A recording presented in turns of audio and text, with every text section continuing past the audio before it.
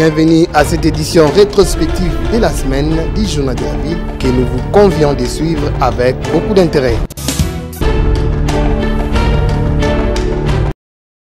64 ans de l'indépendance de la République démocratique du Congo, nous célébrons l'âme de notre nation, sa force et sa résilience.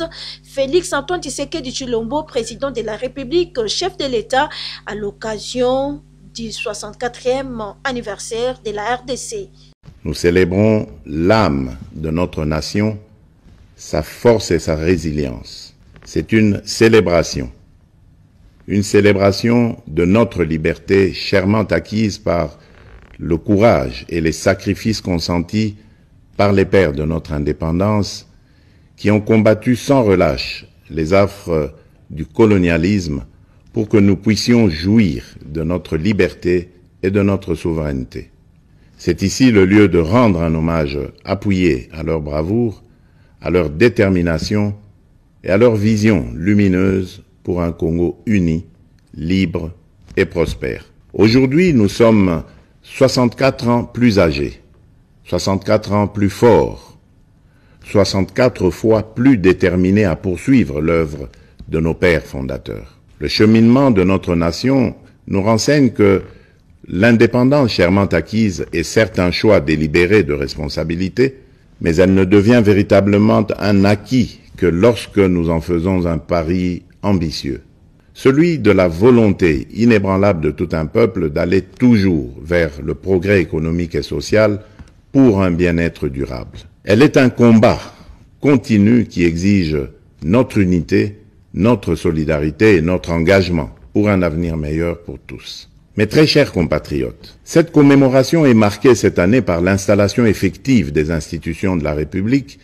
et des animateurs issus du 4e cycle électoral qui a connu pour la première fois la participation d'une partie de nos compatriotes vivant à l'étranger. Ce processus est appelé à s'étendre à l'ensemble de la diaspora congolaise à travers le monde. Je me réjouis de célébrer notre marche collective vers la consolidation de la démocratie et la promotion de l'état de droit dans notre nation. Il est crucial que nous reconnaissions l'importance de ces valeurs fondamentales pour assurer une société juste, équitable et prospère pour tous. Mes très chers compatriotes, le défi sécuritaire auquel nous sommes injustement confrontés est complexe et exige une réponse collective, courageuse et déterminée de notre part. En cette journée sacrée de notre indépendance, je ne peux passer sous silence la grave situation sécuritaire qui secoue notre pays. Ce qui se passe à Kanyabayonga, à Kaini, au village du sud de Lubero ainsi que dans les territoires de Rutshuru, de Nyiragongo et du Masisi constitue une agression flagrante contre notre souveraineté nationale et la paix de notre peuple. En ma qualité de président de la République et commandant suprême des forces armées et de la police nationale, je tiens à vous assurer de ma détermination inébranlable à défendre l'ensemble de notre territoire et à rétablir la paix.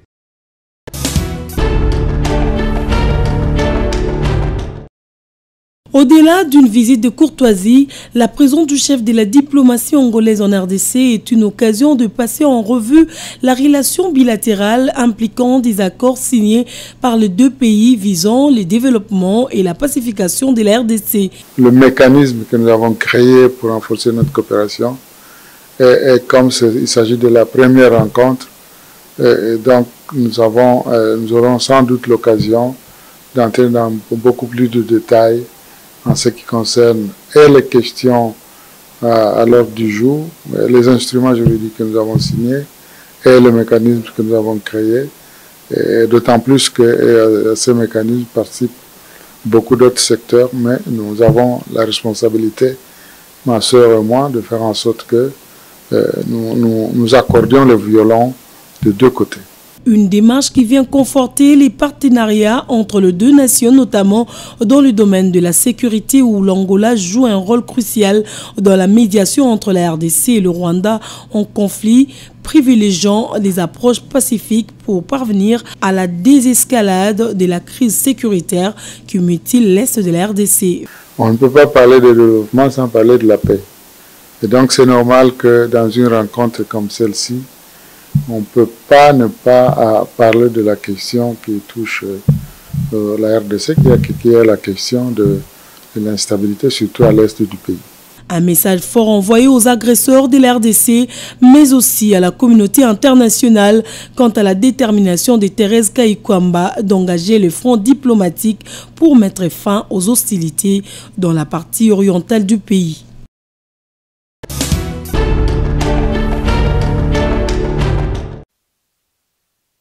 Au cours de cette séance de travail, Nico Nzaounzaou, directeur général de l'Agence congolaise des grands travaux, et son hôte Eric Onepunga Yongo ont convenu d'un partenariat dans le domaine des études pour la réalisation du projet Métrokin qui vise la modernisation du transport ferroviaire dans la ville de Kinshasa. L'Agence congolaise des grands travaux va contre-vérifier les études déjà réalisées avant le début effectif des travaux.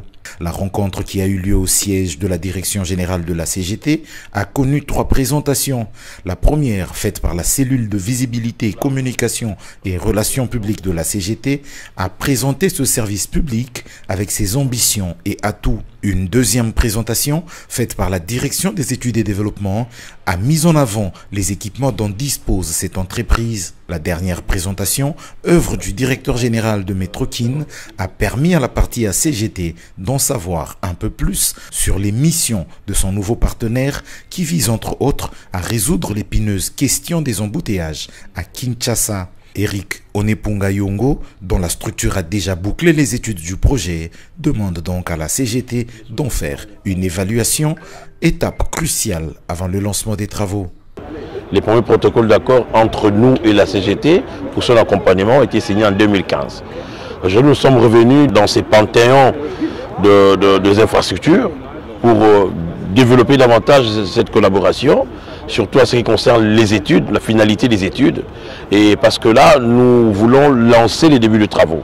Alors avec les équipements que la CGT a, nous serons en mesure de mettre à la disposition des constructeurs le rapport des sondages, l'auscultation des ouvrages qui sont là en place, c'est-à-dire les ponts et ainsi de suite. Nous serons aussi en mesure de mettre à leur disposition le rapport contre-vérifié de l'hydrographie. Donc c'est vraiment, nous sommes émerveilleux de voir la richesse, de voir la capacité qu'a la CGT. La première phase du projet Métrokin concerne le tronçon gare centrale aéroport de Ndjili pour 25 km. D'ici quelques jours, les ingénieurs de la CGT vont investir la zone pour faire vivre déjà ce partenariat à CGT Métrokin.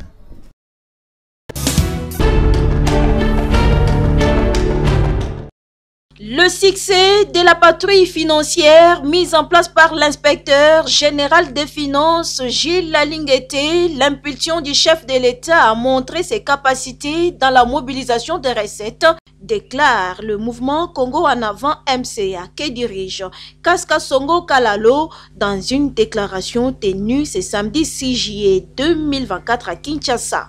Le succès de la patrouille financière mise en place par l'inspection générale des finances, la rigueur et la non-complaisance comme attitude appliquée par sa nouvelle équipe dirigeante conduite par M. Gilles Lalinguete, l'impulsion du chef de l'État a montré ses capacités dans la mobilisation des recettes, l'utilisation efficiente des ressources et l'identification des gestionnaires dangereux. Où, pour une première fois, nous voyons des ministres, mandataires et gouverneurs répondre devant la justice et l'opinion publique, alors que hier, c'était inimaginable. Ceci constitue une garantie de la relance économique de notre pays, motif de fierté et de l'adhésion populaire. Déterminé à promouvoir la bonne gouvernance, le MCA soutient le président de la République Félix-Antoine Tshisekedi Tshilombo, garant de la bonne gouvernance à travers l'inspection générale des finances. Le mouvement Congo en avant témoigne en ce jour son soutien au président de la République, garant de la bonne gouvernance à travers l'inspection générale des finances, invite la population congolaise à doubler de vigilance et à dénoncer les antivaleurs et pratiques obscures qui altèrent le bien-être commun, à se désolidariser des voleurs, et il se réserve le droit de poursuivre en justice toute personne mal intentionnée se constituant en barrière pour le développement de notre pays. Le mouvement Congo en avant invite la justice congolaise à la célérité dans le traitement des dossiers de détournement pour que de lourdes sanctions soient réservées aux fossoyeurs, afin d'imposer à tous une gestion efficiente et efficace du bien public. Le MCA qui dénonce pour la 1e fois le fléau de la corruption qui gangrène en République démocratique du Congo les détournements des deniers publics, met en garde tous ceux qui multiplient des stratégies pour nuire le travail fourni par l'IGF. Nous mettons en garde tous ceux qui s'amusent par des stratagèmes mensongers à fouler aux pieds l'engagement du chef de l'État à combattre la corruption, à mépriser les sacrifices consentis par les inspecteurs des finances et leurs dirigeants, ainsi que les souffrances encourues par les acteurs de la bonne gouvernance au péril de leur vie face aux puissants prédateurs financiers. Nous appelons le peuple congolais à se mobiliser et à dénoncer tous les voleurs de la République.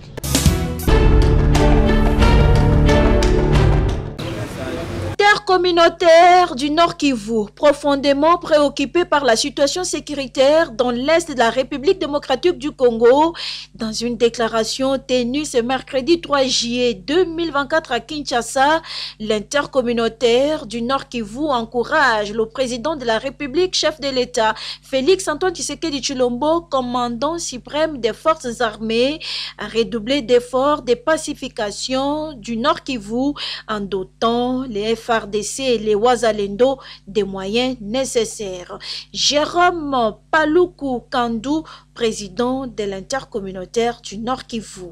L'intercommunautaire est profondément préoccupé par la situation sécuritaire du Nord Kivu, situation caractérisée non seulement par l'avancée macabre des agresseurs rwandais et ougandais sous couvert du M23 dans les territoires de Lubero, Masisi, Rutshuru et Nyiragongo, mais aussi par la persistance des massacres avilissants des populations des territoires de Beni et de Lubero par les IDF. L'intercommunautaire du Nord Kivu encourage les institutions du pays, principalement le président de la République, chef de l'État et commandant suprême des forces armées, à redoubler les efforts de pacification du Nord Kivu et ce, en dotant au FARDC et au Wazalendo des moyens nécessaires afin qu'ils mettent hors d'état de nuire ces agresseurs rwandais et les terroristes IDF. L'intercommunautaire du Nord Kivu, qui réitère tout son soutien au FARDC et au Wazalendo,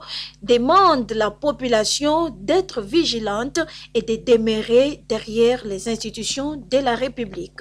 L'intercommunautaire demande aux populations de demeurer derrière les institutions de la République et aux jeunes de ne pas prêter le flanc à l'ennemi par des actes de civisme, d'intolérance tribalo-ethnique et de justice populaire. Par ailleurs, l'intercommunautaire du Nord Kivu constate cependant que la province du Nord Kivu n'a jamais eu l'opportunité d'avoir un chef d'institution politique du pays, nonobstant son poids politique et économique. Elle recommande l'un de ses fils, l'honorable sénateur Célestin Vunabandi Kanyamigo, au poste de deuxième vice-président du Sénat. Ainsi, dans la poursuite des mises en place des animateurs des institutions du pays, l'intercommunauté du Nord Kivu recommande la candidature de l'un de ses fils, l'honorable sénateur Vunabandi Kanyamigo Célestin, au poste de deuxième vice-président du Sénat, et sollicite le soutien de l'ensemble des sénateurs de la République, et ce, à raison de ses compétences et expériences avérées.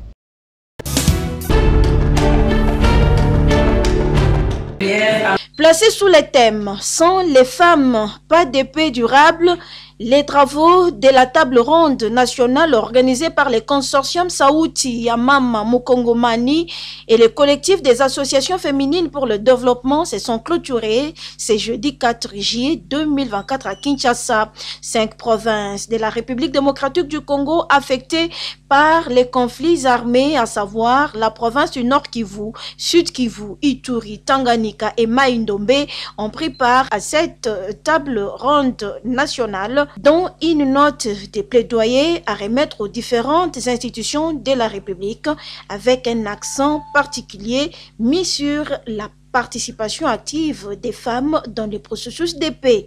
Nelly Lumbulumbu, activiste des droits de l'homme et coordonnatrice de la plateforme Sauti Mukongomani.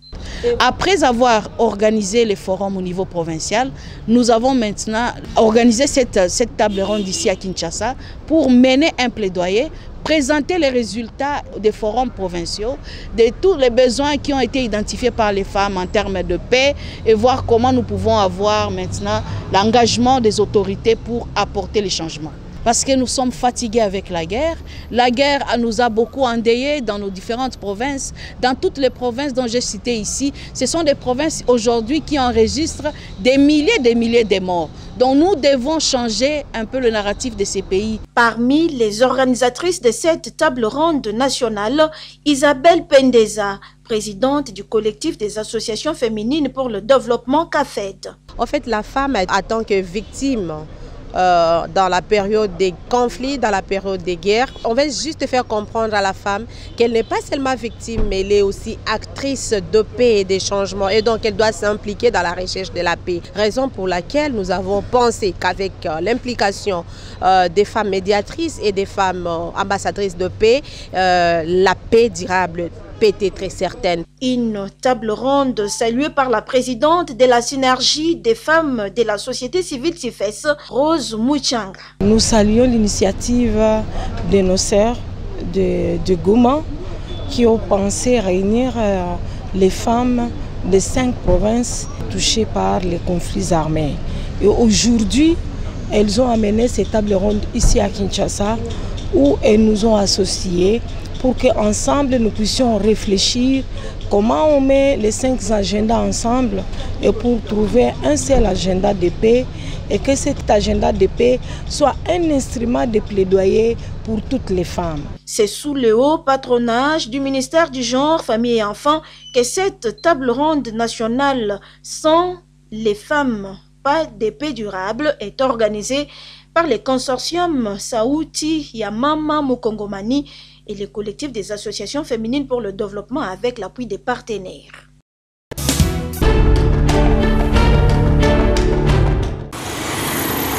Les organisations membres du sous-groupe DESC, partenaires du Bureau conjoint des Nations Unies droits de l'homme, continuent avec la sensibilisation sur le discours de haine au sein des milieux universitaires. Cette fois-ci, ce sont les étudiants de l'Université libre de Kinshasa, ULK, qui ont bénéficié de ces connaissances sur les droits de l'homme et la lutte contre les discours de haine dans la ville-province de Kinshasa. Les responsables de cette alma mater, le représentant du Bureau conjoint des Nations Unies, les étudiants, ont tous rehaussé de leur présence à cette manifestation. Les dépliants des discours de haine en main, l'intervenant du jour, Madame Chantal, a expliqué en long et en large l'importance de bannir la haine dans le milieu universitaire. Nous sommes venus sensibiliser nos étudiants, les futurs cadres de demain, sur les conséquences du discours de haine dans les milieux étudiantins. Parce que nous avons vu que le discours de haine est en train de prendre de l'ampleur et c'est la raison pour laquelle nous sommes venus parmi les étudiants pour leur sensibiliser sur les conséquences de ce discours. Par jeu de questions et réponses, les étudiants de l'ULK ont tiré profit de cette sensibilisation qui a pour objectif rassembler et unifier la jeunesse congolaise. Vous savez aussi mieux que moi ce que la haine peut constituer comme mal dans une université. Ça peut causer beaucoup de dégâts, ça peut empêcher le développement personnel d'un étudiant, n'est-ce pas?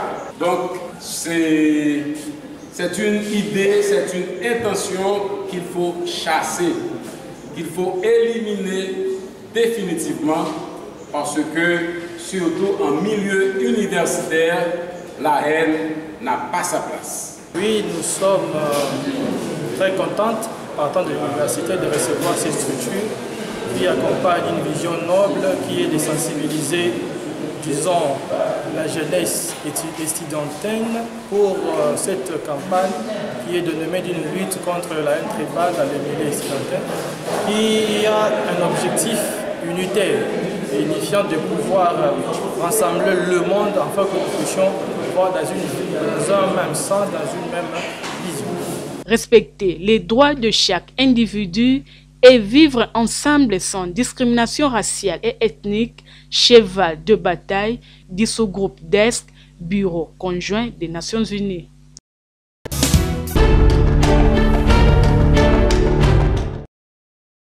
Crash ce mercredi 3 juillet 2024 d'un hélicoptère du PAM à Musinga, village de Mounanira, chefferie de Bouravu, territoire de Calais, province du Sud Kivu. Pas de pertes en vie humaine. 6 personnes à bord de cet hélicoptère sont sorties indemnes. Par contre, l'appareil est tellement endommagé. Brille ici à Musinga, village de Mounanira. Les maisons complètement brûlées, mais il n'y a pas eu de pertes en vie humaine. Ici nous y sommes, il y a eu 7 personnes à bord. Vous voyez les personnes rescapées de l'avion.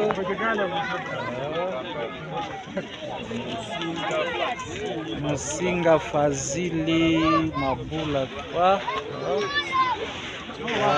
Les maisons à proximité ont pris feu. L'avion est en train de brûler. Aucune perte en vie humaine à bord de l'avion.